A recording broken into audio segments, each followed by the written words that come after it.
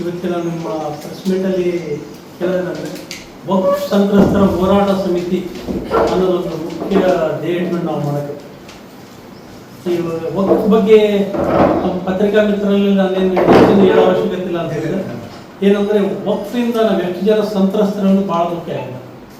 ಯಾಕಂದರೆ ವಕ್ಫ್ ಕಾನೂನು ಏನಿದೆಯಲ್ಲ ನಮಗೆ ತಿಳಿದಂಗೆ ಇವತ್ತು ಮುಖ್ಯವಾಗಿ ನಮಗೆ ಗೊತ್ತಾಯಿತು 2017ರಲ್ಲಿ ಎಂಟ್ರಿ ಆಗಿದೆ, 17-18ರಲ್ಲಿ ಎಂಟ್ರಿ ಆಗಿವ. ನಮಗೆ ಗೊತ್ತಾಗಿದ್ದು 19-20ರಲ್ಲಿ ಕೆಲವು ಜನಕ್ಕೆ ಗೊತ್ತಾಗಿದ್ದು. ಯಾಕೆ ಹೋಗಿದ್ದಾವೆ ಅಂದರೆ ಅವತ್ತಿನ ದಿನ ಕೆಲವು ಲೋನಿಗೆ ಹೋದಾಗ ಇದು ಹೊರಗೆ ಬಂದಿದೆ. ಅಂದ್ರೆ ನಮ್ಗೆ ಎಂಟ್ರಿ ಆಗಿದ್ದು ಗೊತ್ತಿಲ್ಲ, ಏನಾಗಿದ್ದು ಯಾಕಂದರೆ ನಾವು ಯಾವ ಡಾಕ್ಯುಮೆಂಟ್ ನಾವು ನೋಡೋಕೆ ಹೋಗಿಲ್ಲ. ಅವಶ್ಯಕತೆ ಇದ್ದರೆ ನಾವು ನೋಡ್ತಾ ಇದ್ವಿ. ಬಟ್ ಎಂಟ್ರಿ ಯಾವಾಗ ಲೋನ್ಗೆ ಹೋದ್ರು ಬ್ಯಾಂಕಿಗೆ ಹೋದಾಗ ಇದು ವಕ್ಫ್ ಆಗೈತೆ ನಿಮ್ಗೆ ಬರಲ್ಲ ಅಂತ ಅವಾಗ ಎಲ್ರಿಗೂ ಅವತ್ತಿನ ಮನಸ್ಸಿನ ಭಯದಿಂದ ಎಲ್ಲರೂ ಏನು ಮಾಡೋಕ್ಕೆ ಯಾವುದೂ ಅರ್ಥ ಆಗಲಾರ್ದೆ ತಮ್ಮ ಮನೇಲಿ ತಾವೇ ಕುಂತ್ಕೊಂಡ್ಬಿಟ್ಟಿದ್ರು. ಬ್ಯಾಂಕ್ನವ್ರು ಏನು ಕೇಳಿದ್ರೆ ಗೊತ್ತಾಗಿದೆ.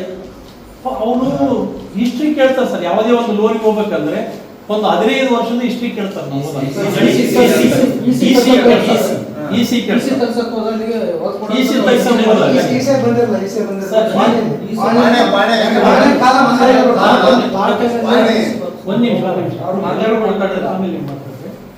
ಇಸಿನಲ್ಲಿ ಕೇಳೋದು ಒಂದು ಸರ್. ಆಮೇಲೆ 15 ಕೆಲವು ಲೀಗಲ್ ಒಪಿನಿಯನ್ ಏನಾಗಿ ಕೆಲವರು 15 ವರ್ಷ ಕೇಳ್ತಾರೆ, ಕೆಲವರು 20 ವರ್ಷ ಕೇಳ್ತಾರೆ. ಇಂಥ ಡಾಕ್ಯುಮೆಂಟ್ ಕೊಟ್ಟಾಗ 17ರಿಂದ ಹಿಂದ ಇರೋ ಪಾಣಿನಲ್ಲಿ ನಮ್ಮ ಹೆಸರಿಲ್ಲಿದ್ರೆ 17-18ರಲ್ಲಿ ಇರೋ ಪಾಣಿನಾಗಲಿ ಯಾವುದಾಗಲಿ ಹೆಸರಿಲ್ಲ. 17 ಆದ ನಂತರ ಏನು ಬಂದ್ವಲ್ಲ ಹೆಸರು ಬಂದು ಪಾಣಿನಲ್ಲಿ ಕೂಡ ಎಂಟ್ರಿ ಆದ ಯಾವುದೊಂದು ಕಾಲಮ್ ನಂಬರ್ 11ರಲ್ಲಿ ಎಂತ ಆದಾಗ ಇಲ್ಲ ಅಂದ್ರೆ ಇದು ಎಂಟ್ರಿ ಬಂದಿದೆ ಇದರಲ್ಲಿ ನಿಮಗೆ ಲೋನ್ ಬರಲ್ಲ. ಅದಕ್ಕೆ ಹಿಂದೆ ಏನಿತ್ತು ಅವ್ರು ಕೇಳಿಲ್ಲ. 17ರಾಗ ನಿಮ್ದು ಎಂಟ್ರಿ ಆಗುತ್ತೆ, ಇನ್ನು ಇದ್ರ ಮೇಲೆ ನಿಮಗೆ ಲೋನ್ ಬರಲ್ಲ ಅಂತ ನಮಗೆ ಅವರು ಯಾರೋ ವಕೀಲರು ಲೀಗಲ್ ರಿಪೋರ್ಟ್ ವಕೀಲರು ನಮಗೆ ಹೇಳಿದಾಗ ನಮ್ಗೆ ಗಮನಕ್ಕೆ ಬಂದಿದೆ. ಆವಾಗ ಗಮನಕ್ಕೆ ನಮಗೆ ಬಂದಾಗ ಎಲ್ಲರೂ ಏನಂದ್ರೆ ಅಧೈರ್ಯವಾಗಿ ವಕ್ಫ್ ವಿರುದ್ಧ ಎಲ್ಲಿ ಹೋಗ್ಬೇಕು, ಯಾರನ್ನ ಕೇಳಿದ್ರು ವಕ್ಫ್ ವಿರುದ್ಧ ಕೋರ್ಟಿಗೆ ಹೋಗಕ್ಕೆ ಬರಲ್ಲ. ನಮಗೆ ತಿಳಿದ ಮಟ್ಟಿಗೆ ಹೇಳಿದ್ದೇವೆ ಎಲ್ಲರೂ ಯಾರ ತಕ್ಕ ಹೋದ್ರೆ ಏನು ಮಾಡಬೇಕು, ಕೋರ್ಟಿಗೆ ಹೋಗಕ್ಕೆ ಬರಲ್ಲ, ನೀವು ವಕ್ಫ್ ಬೋರ್ಡಿಗೆ ಹೋಗ್ಬೇಕಂತ. ವಕ್ಫ್ ಬೋರ್ಡಿಗೆ ಹೋಗ್ಬೇಕಂದ್ರೆ ವಕ್ಫ್ ಬೋರ್ಡ್ ಎಲ್ಲೇ ನರ್ಸಿನೂರಾಗಂತಿಲ್ಲ, ಎಲ್ಲಿ ಹೋಗ್ಬೇಕು, ಇನ್ನು ಆಯ್ತು ಇಷ್ಟು ಜನ ಅಂದ್ರೆ ನಾವು ಸಾಮಾನ್ಯ ಜನ ನಾವೇನು ಇಷ್ಟು ಜನ ನಾವದೀವಿ ನಮ್ಮನೇನು ಬಿಡಿಸ್ತಾರೆ ಅನ್ನೋ ಒಂದು ಇದೆಯಲ್ಲ. ಅವ್ರಿಗಾಗುತ್ತೆ ನನಗಾಗುತ್ತೆ, ನನಗಾಗುತ್ತೆ ನಿನಗಾಗುತ್ತೆ ಅನ್ನೋ ಕೆಲಸಕ್ಕೆ ಬರಲ್ಲ ಸುಮ್ಮನೆ ಕುಂತೀವಿ. ಬಟ್ ಇದರಲ್ಲಿ ಏನಾಯಿತು, ಒಂದು ಬಿಜಾಪುರದಲ್ಲಿ ಒಂದು ಮೊದಲು ನಮ್ಮ ಕರ್ನಾಟಕಕ್ಕೆ ಎಚ್ಚರ ಕೊಟ್ಟದ್ದು ಬಿಜಾಪುರ ರೈತರು ಅನ್ಸುತ್ತೆ. ಎಚ್ಚರಿಕೆ ಕೊಟ್ಟದ್ದು ಬಿಜಾಪುರ ರೈತರು ಆದ ಮೇಲೆ ವಕ್ಫ್ ಬಗ್ಗೆ ಎಲ್ರಿಗೂ ಏನಿದೆ ಏನಿಲ್ಲ ಅಂತೇಳಿ ವಿಚಾರ ಬಂದಾಗ ಬಿಜಾಪುರದ ಒಂದು ಹೋರಾಟ ನೋಡಿದ ಮೇಲೆ ನಾವೆಲ್ಲ ಸ್ನೇಹಿತರೆಲ್ಲ ಕೂತ್ಕೊಂಡು ಇದೇ ರೀತಿ ಆದರೆ ಮುಂದೆ ನಮ್ಮದು ಆಗ್ಬೋದು. ಯಾಕಂದರೆ ಆ ಕಾನೂನಲ್ಲಿ ಏನಿದೆ ಅಂತ ಒನ್ಸ್ ಎಂಟ್ರಿ ಆದಮೇಲೆ 1 ವರ್ಷದ ಒಳಗೆ ನಾವು ಅಪ್ಲೈ ಮಾಡ್ಬೇಕು. ನಾವು 1 ವರ್ಷದೊಳಗೆ ನೀವು ಅಪ್ಲೈ ಮಾಡ್ಕೋಬೇಕು ಏನಾದ್ರು ನಿಮ್ಮದು ಅಬ್ಜೆಕ್ಷನ್ ಇದ್ದರೆ.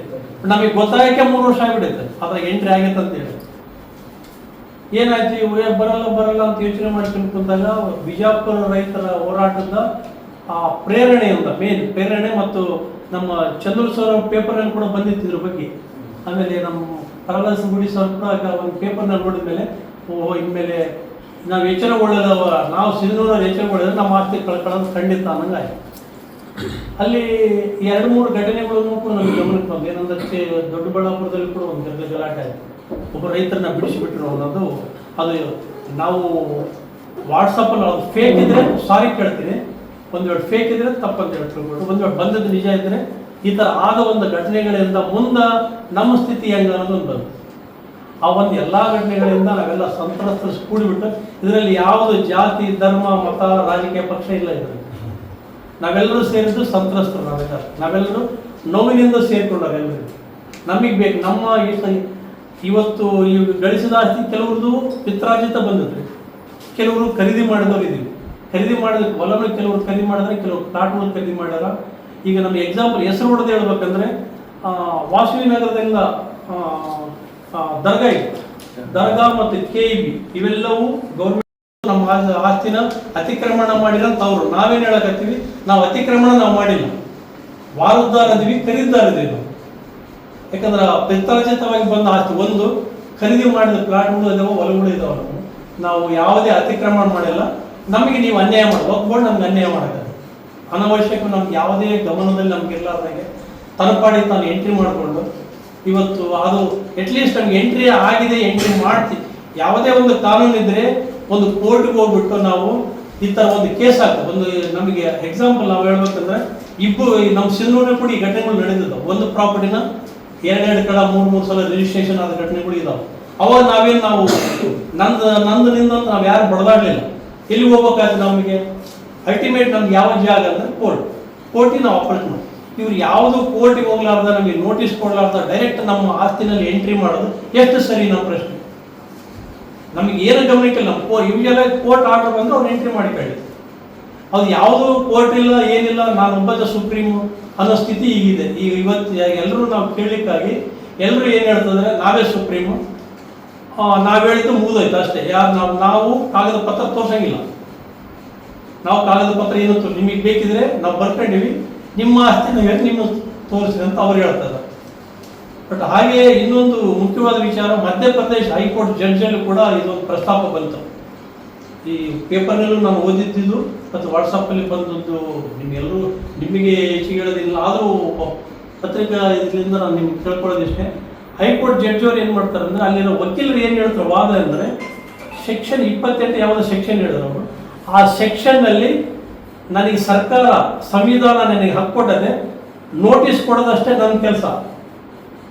ಆಸ್ತಿ ನಂದಂತ ತಿಳಿಸೋದು ನನ್ನ ಅಧಿಕಾರ ಅಲ್ಲ, ನಾನು ನೋಟಿಸ್ ಕೊಟ್ಟಿನಿ, ಇದನ್ನ ನನಗೆ ಬಿಟ್ಕೊಡ್ರಿ. ಅದು ಯಾವುದೋ ಒಂದು ಆರ್ಕಿಯಾಲಜಿಕಲ್ ಡಿಪಾರ್ಟ್ಮೆಂಟಿಗೆ ಹಾಕಿದ್ದದು, ಒಂದು ಪುರಾತತ್ವ ಇಲಾಖೆಯ ಮೇಲೆ ಹಾಕಿದ ಕೇಸು. ಆ ಒಂದು ಆಸ್ತಿನ ಅವ್ರು ಬರ್ಕೊಂಡಾರ, ಆ ಪುರಾತತ್ವ ಇಲಾಖೆ ಅಲ್ಲಿಗೆ ಹಾಕ್ಯಾರ, ಕೋರ್ಟಿಗೆ ಹಾಕಿದೆ, ಹೈಕೋರ್ಟಿಗೆ ಹಾಕಿದೆ. ವಕೀಲವಾದಿ ಬೇರೆ ಯಾವ ಸೆಕ್ಷನ್ ಇಷ್ಟೇ, ನನ್ನ ಸೆಕ್ಷನ್ ಇಷ್ಟೇ ಇದೆ, ನೋಟಿಸ್ ಕೊಟ್ಟಿನಿ, ನನ್ನ ಆಸ್ತಿ. ಆ ಜಡ್ಜ್ಗಳು ಮಾತಾಡಿದ ಕೇಳಿದ್ರೆ ನಮ್ಮಂಥವ್ರು ಏನು ಮಾತಾಡ್ಬೋದು ಅಂತ ಅರ್ಥ ಆಗ್ತದೆ. ಅವ್ರು ಜಡ್ಜವ್ರು ಏನು ಹೇಳ್ತಾರ, ಅಲ್ಲಪ್ಪ ನಿನ್ ಏನು ಡಾಕ್ಯುಮೆಂಟ್ ಐತೆ ಕೊಡು ಅಂತ ಅವ್ರು ಕೇಳ್ತಾರೆ. ಇಲ್ಲ ರೀ ನಾನು ನೋಟಿಸ್ ಕೊಟ್ಟಿನಿ ಆಗ್ಯದ ಅಷ್ಟೇ. 2-3 ಸಲ ಕೇಳಿದ್ರು. ಆ ಸಿಟ್ಟಿನಲ್ಲಿ ಒಬ್ಬ ಜಡ್ಜಿಗೆ ಆ ಸಿಟ್ಟು ಬಂದು ಏನು ಹೇಳ್ತಾರ, ಆಯ್ತಂದ್ರೆ ನಮ್ಮ ಕೋರ್ಟ್ ಯಾಕ ಎಲ್ಲ ಒಂದೇ ಸಲ ಇಂಡಿಯನ್ ಬರ್ಕೊಂಡ್ಬಿಟ್ರೆ ನಾವು ಹೊರಗೆ ಹೋಗ್ಬಿಡ್ತೀವಿ ಅಂತ. ಒಂದೇ ಸಲ ಇಂಡಿಯನ್ ಒಂದೊಂದು ಯಾಕೆ ಬರ್ಕಂತಾರೆ ನೀವು? ಇಂಡಿಯನ್ ಒಂದ್ಸಲ ಬರ್ಕೊಂಡ್ಬಿಡ್ರಿ ನೀವು, ನಮ್ಗೆ ಯಾಕೆ ಈ ಸ್ಥಾನ ಅಂತ ಹೇಳಿದ್ರು.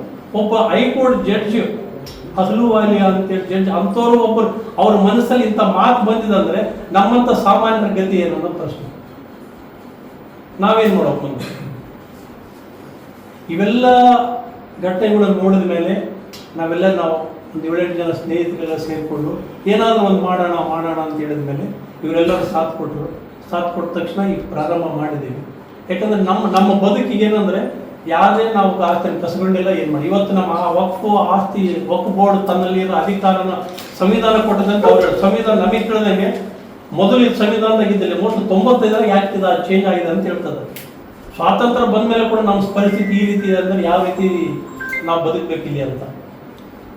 ಸ್ವಾತಂತ್ರ್ಯ ಬಂದ ನಂತರ 47 ಆದ್ಮೇಲೆ 95 ಆಗಿದೆ. 95 ಅಂದ್ರೆ ಬಹಳ ದೂರ ಅಲ್ಲ, ನಾವೆಲ್ಲ ಹುಟ್ಟಿ ನಮಗೊಂದು 20 ವರ್ಷ ಆದಾಗಿಂದ ಆಗಿದ್ದಾರೆ. ಇನ್ಮೇಲೆ ಇದೇ ರೀತಿ ಕಾನೂನುಗಳು ಬಂದರೆ ನಾವು ಸಾರ್ವಜನಿಕರ ಗತಿ ಏನು? ಇದರಲ್ಲಿ ಈ ಜಾತಿ ಧರ್ಮ ಮೇಲು ಕೀಳನ್ನ ಪ್ರಶ್ನೆನೇ ಇಲ್ಲ. ಅಲ್ಲಿ ಸಣ್ಣ ರೈತರಿದ್ದಾರೆ, ದೊಡ್ಡ ರೈತರಿದ್ದಾರೆ, ಅರ್ಧ 20-30 ಪ್ಲಾಟ್ ಇದ್ದಂತಿದ್ದಾರೆ, 40-60 ಪ್ಲಾಟ್ ಇದ್ದವ್ರು ಇದ್ದಾರೆ. ಎಲ್ಲರೂ ಶ್ರೀಮಂತರು ಇಲ್ಲ ಇದ್ದಾರೆ. ಇವರೆಲ್ಲರ ಗತಿ, ಇವರೆಲ್ಲರೂ ಏನು ಬಿಡಿಸಿ ಕಳಿಸ್ತಾರೆ, ಹೊರಗಾಗ್ತಾರೆ. ಅವರೆಲ್ಲಮ್ಮ ಏನು ಮಾಡ್ತಾರೆ? ದುಡ್ಡು ಕೊಟ್ಟು ತಗೊಂಡಂತ ಒಂದು ಆಸ್ತಿನ ಇವತ್ತಿನ ಸಿಂಧನೂರು ಪರಿಸ್ಥಿತಿ ಏನಾಗಿರುತ್ತೆ ನಿಮ್ಗೆಲ್ಲರಿಗೂ ಗೊತ್ತಿದ್ದಂಗೆ. ಇವತ್ತು ಒಂದು ಪ್ಲಾಟ್ ಒಬ್ಬ ಸಾಮಾನ್ಯ ಜನ ಕೊಂಡ್ಕೊಳ್ಳೋ ಸ್ಥಿತಿನ ನಾವು ಅದೇ ರೇಟ್ ಇದೆ. ಒಂದೊಂದು ಪ್ಲಾಟ್ ಕೊಡ್ಬೇಕಂದ್ರೆ 30-40 ಲಕ್ಷ ಬೇಕಂತಾರೆ. ಅಷ್ಟು ಶಕ್ತಿ ನಮ್ಮಲ್ಲಿ ಇದೆ. ಈ ಒಂದ್ ವೇಳೆ ಆ ಪ್ಲಾಟ್ ನಾವು ಕಳ್ಕೊಂಡ್ರೆ ತಿರುಗಿ ತಗೊಳ್ಳೋ ಸ್ಥಿತಿ ನಮಗಿದೆಯಾ ಅನ್ನೋದು ಒಂದು ಪ್ರಶ್ನೆ ನಮಗೆ. ಮುಂದೆ ಎಲ್ಲಿಗೆ ಹೋಗ್ಬೇಕು? ಅವಾಗ ನಾವೆಲ್ಲಿ ಹೋಗ್ಬೇಕು? ಇವತ್ತು ಅಲ್ಲಿ ಒಂದು ಕೆಲವು ಪ್ಲಾಟ್ಗಳಲ್ಲಿ ಡಾಲರ್ಸ್ಟಾಲ್ ಇರಲಿ ಅಥವಾ ವಾಸವಿ ನಗರದಲ್ಲಿರಲಿ ಮನೆಗಳು ಕಟ್ಕೊಂಡಿದ್ವಿ. ಕೆಲವು ದೊಡ್ಡ ಮನೆ ಕಟ್ಕೊಂಡ್ರು, ಕೆಲವು ಚಿಕ್ಕ ಮನೆ ಕಟ್ಕೊಂಡ್ರು. ದೊಡ್ಡ ಮನೆ ಕಡೆ ಆಯ್ತಪ್ಪ, ದೊಡ್ಡ ಮನೆ ಕಟ್ಕೊಂಡು ಇನ್ನೊಂದು ಕಡೆ ಹೋಗಂದ್ರೆ ಹೋಗ್ಬೋದು. ಚಿಕ್ಕ ಮನೆ ಕಟ್ಕೊಂಡ್ರ ಗತಿ ಏನು? ಇನ್ನೊಂದು ಕಡೆ ಬಂದು ನಮಗೆ ಎಕ್ಕಳಕ್ಕೆ ಜಾಗ ಇಲ್ಲೈತಿ. ಖಾಲಿ ಜಾಗ ಯಾರು ಸರ್ಕಾರ ಕೊಡುತ್ತಾ ನಮಗೆ? ಯಾರು ಕೊಡ್ತಾರೆ ನಮಗೆ? ಈ ನಷ್ಟ ನಮ್ಗೆ ಯಾರು ಭರಿಸ್ತಾರೆ? ಇದು ನಮ್ಮ ಪ್ರಶ್ನೆ. ಈ ಒಂದು ನೋವಿನಿಂದ ಇಲ್ಲಿ ಸಂತ್ರಸ್ತರೆಲ್ಲರೂ ಕುಡಿದು ನೋವಿನಿಂದ ನಾವು ಮುಂದೆ ನಮ್ಮ ಗತಿ ಏನಾಗುತ್ತೆ ಅನ್ನೋ ಭಯದಿಂದ ಕೂಡ್ಕೊಂಡಿದ್ದೀವಿ. ಇಲ್ಲಿವರೆಗೆ ಇವತ್ತು ಭಯ ಬಿಟ್ಟು ಹೊರಗೆ ಬಂದಿದ್ದೀವಿ. ಬಟ್ ಇಲ್ಲಿ ನಮ್ಗೆ ಯಾರನ್ನ ಬೆದರಿಕೆ ಹಾಕಿದ್ರೆ ಒಳಗೆ ಹೋಗೋದಕ್ಕೆ ಗ್ಯಾರಂಟಿ ಏನು ಮಾಡೋಕ್ಕಾಗಲ್ಲ. ಒಕ್ ವಿರುದ್ಧ ನೀವ್ಯಾರು ಹೋರಾಟ ಮಾಡಕ್ಕಂದ್ರೆ ಒಕ್ ವಿರುದ್ಧ ಆಸ್ತಿ ನಾವು ಬರ್ಕೊಂಡಿವಿ, ನೀವು ಮೊದಲು ಹೊರಗೆ ಹೋಗ್ರಿ ಅಂತಂದ್ರೆ ಅದನ್ನು ಎದುರಿಸೋ ಶಕ್ತಿಯಲ್ಲಿ, ಯಾಕಂದ್ರೆ ಅದನ್ನ ಬಿಡ್ಸಕ್ಕೆ ಯಾರು ಬರ್ತಾರ? ಪೊಲೀಸರೇ ಬರ್ತಾರೆ. ನಾವು ಯೂಶುವಲ್ ನಿಮ್ಗೆ ಕಷ್ಟ ಬಂದ್ರೆ ಪೊಲೀಸ್ ಡಿಪಾರ್ಟ್ಮೆಂಟ್ಗೆ ಹೋಗ್ತೀವಿ, ಹಿಂಗರಿ ನಾವು ಇನ್ನೊಬ್ರು ಬಂದು ನನ್ನ ಮೇಲೆ ದೌರ್ಜನ್ಯ ಮಾಡ್ತೀವಿ. ಬಟ್ ಅವರೇ ಬಂದು ನನ್ನ ಬಿಡಿಸಿದಾಗ ಇನ್ನು ಯಾರ ತಕ್ಕ ನಾವು ಹೋಗ್ಬೇಕು? ಹೋಗೋದು ಎಲ್ಲಿ ನಾವು? ಸರ್, ಈ ಸಿಂಧನೂರು ತಾಲೂಕಲ್ಲಿ 2172 ಎಕರೆ ಸರ್, 2172 ಎಕರೆ 3 ಗುಂಟೆ ಸಿಂಧನೂರು ತಾಲೂಕದಲ್ಲಿ ಇರೋದು ಸರ್. ಅದರಲ್ಲಿ ಟೌನ್ನಲ್ಲಿ 732 ಎಕರೆ 20 ಗುಂಟೆ ಇದೆ. ಟೌನ್ ಸಿಂಧನೂರು ಟೌನ್ 32 ಎಕರೆ 20 ಗುಂಟೆ ಸಿಂಧನೂರು ಟೌನ್. ಇದರಲ್ಲಿ ಸಂತ್ರಸ್ತರು ಕನಿಷ್ಠ ಒಂದು 500,000 ಜನ ಸಂತ್ರಸ್ತರಿದ್ದಾರೆ. ಸಂಪರ್ಕ ಮಾಡ್ರಿ ಸರ್. ನಮಗೆ ಸಂಪರ್ಕ ಬಂದಂಗ, ನನಗೆ ಕೆಲವು ಕಾಂಟ್ಯಾಕ್ಟ್ ಬಂದಂಗ ಎಲ್ಲ ಕಡೆ ಪ್ರಚಾರ ಮಾಡುತ್ತಾರೆ. ಇಷ್ಟು ಜನ ನಾವು ಕಲ್ತೀವಿ. ಈಗ ಅದರಲ್ಲಿ ನಾವು ಗ್ರೂಪ್ ನಲ್ಲಿ ಒಂದು 200-300 ಜನ ತನಕ ಗ್ರೂಪ್ ನಲ್ಲಿ ಸೇರಿ. ನಿಮ್ಗೆ ಏನಾದ್ರು ನೋಟಿಸ್ ಏನು ಬಂದವೆ ಸರ್? ಸರ್, ಇಲ್ಲಿವರೆಗೂ ನೀವು ಹೋರಾಟ ಅಲ್ಲ, ಹೋರಾಟದಿಂದ ಸಂತ ಹೆಂಗಂದ್ರೆ ನಾವು ಹೋದಾಗ ನಮಗೆ ಇವಾಗ ಒಂದು ಆಸ್ತಿ ಐತಂದ್ರೆ ನಮ್ಗೆ ಯಾವ್ದಕ್ಕೆ ಕೆಲ್ಸಕ್ಕೆ ಬರ್ಬೇಕು. ಇವಾಗ ನನ್ನ ಆಸ್ತಿ ಐತೆ ಅಂದ್ರೆ ನನಗೆ ಕೆಲ್ಸಕ್ಕೆ ಬರ್ಬೇಕು. ಈಗ ಕೆಲ್ಸಕ್ಕೆ ಬರಂಗಿಲ್ಲ ನನಗೆ. ಈಗ ಮಾರಕ್ಕೆ ಹೋಗ್ತೀನಿ ಅಂದ್ರೆ ಮಾರಾಟ ಮಾಡ್ತಾರೆ, ತಗೊಂಡ್ರು ಕೂಡ ಎಂತ ತಗೊಂತಾರ? ದುಡ್ಡಿದ್ದ ಇನ್ನು 10 ವರ್ಷಕ್ಕಾದ್ರೆ ಬರ್ಲಪ್ಪ, ನಾನು ಇವತ್ತು 1000 ರೂಪಾಯಿದಲ್ಲಿ 100 ರೂಪಾಯಿ ಕೇಳ್ತಾರೆ. ಇವತ್ತು 100 ರೂಪಾಯಿ ಕೊಟ್ಟು ನಾನು ಹೊರಗೆ ಬಂದ್ರೆ ಇಲ್ಲಿ 1000 ರೂಪಾಯಿ ಕೊಟ್ಟು ತಗೊಳ್ಳೋ ಶಕ್ತಿ ನನಗೆ ಐತಾ? ಅದು ನಮ್ಮ ನೋವು. 100 ರೂಪಾಯಿ ಕೊಟ್ಟು ರಿಜಿಸ್ಟ್ರೇಷನ್ ಆಗಲ್ಲ. ಅದು ಲೆಟರ್ ಬಂದಂತೆ. ಈಗ ಮೊದಲು ಆಗ್ತಿದ್ವು, ಅಲ್ಲ ಸರ್, ಮೊದಲು ಆಗ್ತಿದ್ವು, ಮೊದಲು ಈಗ ಅದೂ ಆಗಲ್ಲ. ಮತ್ತೆ ಏನ್ ಮಾಡುವ? 100 ರೂಪಾಯಿ ಕೂಡ ಬರಲ್ಲ. 2017 ಗೆಜೆಟ್ ಆಗಿದೆ ಸರ್. ಅವಾಗ ಕೆಲವು ಎಂಟ್ರಿ ಬಂದು, ಕೆಲವು ಎಂಟ್ರಿ ಆದ್ಮೇಲೆ ಗೊತ್ತಾಗಿದ್ದು 2-3 ವರ್ಷ ಆದ್ಮೇಲೆ ಕೆಲವ್ರಿಗೆ ಗೊತ್ತು. ಯಾವಾಗ ಬಂದ್ರೆ ಲೋನ್ ಹೋದಾಗ ಗೊತ್ತಾಗಿತ್ತು ನಿಮ್ಗೆ ಆಗೈತೆ. 2017 ಅಂತ ಮುಂಚೆನೆ ತಗೊಂಡಿದ್ದೀವಿ. ನಾವು ತಗೊಂಡದ್ದು 1975 ಇವ್ರು ತಗೊಂಡಾರ. 1990 ಅವಾಗಿರ್ಲ ಅಂದ್ರೆ ಈಗ ಹೆಂಗ್ ಬಂತು ಅನ್ನೋ ನಮ್ಮ ಪ್ರಶ್ನೆ. ಅದೇ ಅಲ್ಲ, 2017ರಲ್ಲಿ ಎಲ್ಲ ಎಂಟ್ರಿ ಆಗಿದ್ರು ಕೂಡ ಇದುವರೆಗೆ ಯಾಕೆ ಸೈಲೆಂಟ್? ಅಲ್ಲ, ಅದನ್ನ ನಿಮಗೆ ಫಸ್ಟ್ ನಿಮಗೆ ಹೇಳಿದ್ದು ಅದೇ. 2018 ಎಂಟ್ರಿ ಆದ್ಮೇಲೆ ಅಲ್ಲಿ ಬಾಣಿನ 1 ವರ್ಷ 2 ತಿಂಗಳು ಬೇಕು, 3 ತಿಂಗಳು ಬೇಕು, 6 ತಿಂಗಳು ಬೇಕು, 2 ವರ್ಷ 3 ವರ್ಷ ಬೇಕಾ? ಸರ್, ಅದಕ್ಕೆ ಟ್ರಿಬಲ್ ವರ್ಷ ಸಾಲ ತಗತ್ತೀವಿ. ಟ್ರಿಬ್ಯುನಲ್ ಐಡಿಯಾ ಯಾರಿಗಿರ್ಲಿಲ್ಲ, ಸಪರೇಟ್ ಟ್ರಿಬ್ಯುನಲ್ ಅಂತಾನೆ ಮಾಡಿದ್ರು ವಕ್ಫ್ ಬೋರ್ಡ್ ಇಂದ. ಆ ಟ್ರಿಬ್ಯುನಲ್ ಏನಾಯ್ತು ಅಂದ್ರೆ ಇವಾಗ DRT ಟ್ರಿಬ್ಯುನಲ್ ಎಲ್ಲ ಬ್ಯಾಂಕ್ಸಿಗೆ ಹೆಂಗ್ ಮಾಡಿದ್ದಾರೆ, ಸೇಮ್ ಅದೇ ತರ ಒಂದು ವಕ್ಫ್ ಬೋರ್ಡ್ ಅಂತಾನೆ ಟ್ರಿಬ್ಯುನಲ್ ಮಾಡಿದ್ದಾರೆ. ಆ ಟ್ರಿಬ್ಯುನಲ್ ಒಳಗೆ ಹೆಂಗಿದ್ದಾರೆ ಅಂದ್ರೆ irrespective of any religion and caste democratic functionality ಐತೆ, ಅದೇನು ಇಲ್ಲ ಅಲ್ಲಿ. ಅಂದ್ರೆ ಅವ್ರ ಮೈನಾರಿಟಿ ಕನ್ಸಲ್ಟ್ ಇರುವಂತ ಮಾತ್ರ ಅಲ್ಲಿ ಟ್ರಿಬ್ಯುನಲ್ ಆಗಿ ಬಿಟ್ಟಿದ್ದಾರೆ. ಟೋಟಲ್ ಬೋರ್ಡೇ ಮೈನಾರಿಟಿ. ಸೊ ಹಂಗಾಗಿ ಅಪ್ರೋಚ್ ಆಗೋದು ಸ್ವಲ್ಪ ಕಷ್ಟ. ಇದರಲ್ಲಿ ಲೇಔಟ್ ಏನಂದ್ರೆ, ಈಗ ನಮ್ಮ ಗಮನಕ್ಕೆ ಬಂದಂಗ ವಾಸವಿನಗರದಾಗ ಲೇಔಟ್, ಫುಲ್ ಲೇಔಟ್ ಆಗ್ಯಾವ. KHB ಕಾಲೋನಿ ಇವೆಲ್ಲ ಲೇಔಟ್ ಆಗಿ ಮನೆಗಳು ಕಟ್ಟಿ ಎಲ್ಲರೂ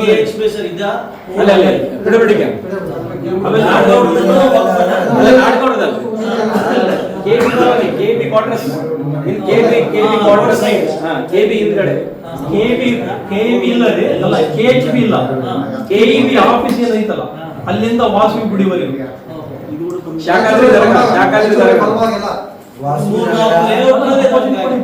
ಅಲ್ಲಿ ಟೋಟಲ್ ಬಡಾವಣೆ ಆಗಿರೋದು ವಾಸವಿನಗರ KHB ಇಲ್ಲ ಸರ್, KEB ಶಾಖಾದ್ರಿ ದರ್ಗಾ ಏರಿಯಾ. ಈಗ ಅಲ್ಲಿ ಇನ್ನೊಂದೇ ಈಗ ಪಂಪಣ ಸೌಕರ್ಯ ಏನ್ ಹೇಳಿದ್ರು, ಮೊನ್ನೆ ಎಂಟ್ರಿ ಆಗ್ಯಾವಂತ. ಇಲ್ಲ ನಮ್ಮ ಹನ್ನೊಂದು ಕದ್ರಿ ಕಾಲೇಜ್ ಅಂದ್ರೆ ಅದು ಕೂಡ ಒಪ್ಪಿಗೆ ಎಂಟ್ರಿ ಆಗಿದೆ ಅಂತ ಹೇಳ್ತಾರೆ. ಕದ್ರಿ ಕಾಲೇಜ್ ಹನ್ನೊಂದು ಅಟ್ಟಿ ರೋಡ್ ಅಧ್ಯಕ್ಷರು. ಈಗ ಅದೇನಂದ್ರೆ ಈಗ ಅದು ಮಾತುಕತೆ ನಡೆದವ, ಬಟ್ ನಮ್ಗೆ ಇನ್ನೂ ಅದ್ರ ಎಂಟ್ರಿ ಆಗಿದ್ದು ಸಿಕ್ಕಿಲ್ಲ. ಬಟ್ ಮಾತುಕತೆ ನಮ್ದು ಎಂಟ್ರಿ ಆಗಿದೆ ಈಗ ಅದು ಮತ್ತೆ ಬಹಳ ದಿನ ಆಗಿಲ್ಲ ಎಂಟ್ರಿ, ಇತ್ತೀಚೆಗೆ ಎಂಟ್ರಿ ಆಗಿದೆ. ಈಗೆಲ್ಲ ಈ ಪಾಣಿ ಎಸಿ ಸಲಾಗಿ ಕ್ಯೂ ಹಚ್ಚಿಬಿಟ್ಟಿರ್ತಾರೆ. ರೀಸೆಂಟ್ಲಿ ಎಂಟ್ರಿ ಆಗಿದೆ. ಅದು ರೀಸೆಂಟ್ಲಿ ಡಾಲರ್ಸ್ ನಮ್ಗೆ ಎಷ್ಟು 2017 ಅಂದ್ರೆ 7-8 ವರ್ಷ ಸರ್, ಆರು ವರ್ಷ ಆಯ್ತು ಈಗ. 6 ವರ್ಷ ಆಯ್ತು. 6 ವರ್ಷ ಆಯ್ತು ಅಂದ್ರೆ ನಮಗೆ ಗೊತ್ತಲ್ಲ ಹೈದರಾಬಾದ್ ನಾವ್ ಹೆಂಗಂದ್ರೆ ಮಕ್ಕಂಡಿದ್ದೀವಿ ನಾವು ಸರ್, ಡಾಲರ್ಸ್ ಕಾಲೋನಿ ಕೂಡ 22-23 ಒಳಗೆ ಆಗಿರೋದು, 17-18 ಒಳಗೆ ಬಂದಿರಲಿಲ್ಲ. 23ನೇ ವರ್ಷಕ್ಕೆ ಇದಾಗೈತೆ. ಅಲ್ಲಿವರೆಗೂ ನಾನು ರೀಸೆಂಟ್ ಆಗಿ ಪಾಣಿ ನೋಡಿದ್ಮೇಲೆ 23 ಮೊನ್ನೆ ಇದೆಲ್ಲ ಗಲಾಟೆ ಆಗಿದ್ಮೇಲೆ ನೋಡಿದಾಗ ಎಂಟ್ರಿ ಆಗೈತೆ ಡಾಲರ್ಸ್ ಕಾಲೋನಿ 23 ಮೇಲೆ.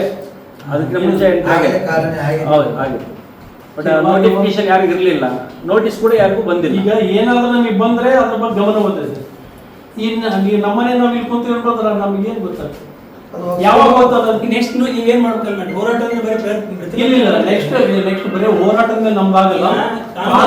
ಹೋರಾಟ ಮಾಡ್ತಾರೆ ಕಾನೂನಾತ್ಮಕ ಕೂಡ ನಾವೆಲ್ಲರೂ ಸಲಹೆಗಳು ಕೇಳಕತ್ತೀವಿ ಸರ್. ಎಲ್ಲ ಸಲಹೆಗಳು ಕೇಳ್ಕೊಂಡು ಎಲ್ಲರೂ ಏನ್ ಹೇಳಿದ್ರು, ನಾವು ಮಾಸಾಗಿ ಹೋಗ್ಬೇಕನ್ನೋ ಒಂದು ಪ್ರಯತ್ನ ಇದೆ. ಇವಾಗ ಏನಂದ್ರೆ ಲ್ಯಾಂಡ್ ಇರುತ್ತಾ 5 ಎಕರೆ ಇರಲಿ 2 ಎಕರೆ ಇರಲಿ ಅದು ಒಬ್ಬತ್ತು ಹೋಗ್ಬೋದು. ಬಟ್ ಎಕ್ಸಾಂಪಲ್ ಇವಾಗ ಡಾಲರ್ಸ್ ಕಾಲನಿ ಆಗಲಿ, ಈಗ ಹೌಸಿಂಗ್ ಬೋರ್ಡ್ ಇದು ನಮ್ದು ವಾಸವಿನಗರ ಕಾಲ ಆಗಿದ್ರು ಲೇಔಟ್ ಆಗಿ ಪ್ಲಾಟ್ ಆಗಿ ಎನ್ಎ ಮಾಡಿಕೊಟ್ರ layout approved layout town planning approval ಆಗಿದೆ.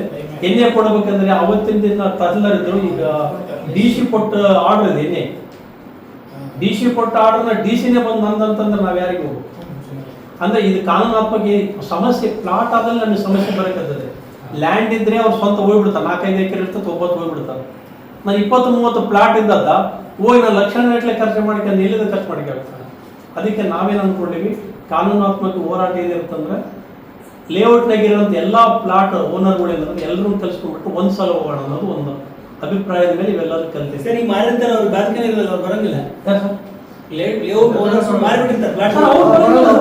ನಾವು ಸಂತ್ರಸ್ತ ಅಂತ ಯಾರಿಗೆ ಹೇಳ್ತೀವಿ ಸರ್, ಅವರು ಲಾಭ ಸರ್ ಮನಿ ಕಟ್ಟೋರು ಯೋಚನೆ ಮಾಡ್ತಾರೆ, ಲೋನ್ ಸಿಗಲ್ಲ, ಕಟ್ಟಿದವರು ಬರಲ್ಲ ನಿಮ್ಮ ಹತ್ರ. ಅಲ್ಲ ಸರ್, ಈಗ ಏನಾಗೈತೆ ಅಂದ್ರೆ ದುಡ್ಡಿದ್ದವರು ಲೋನ್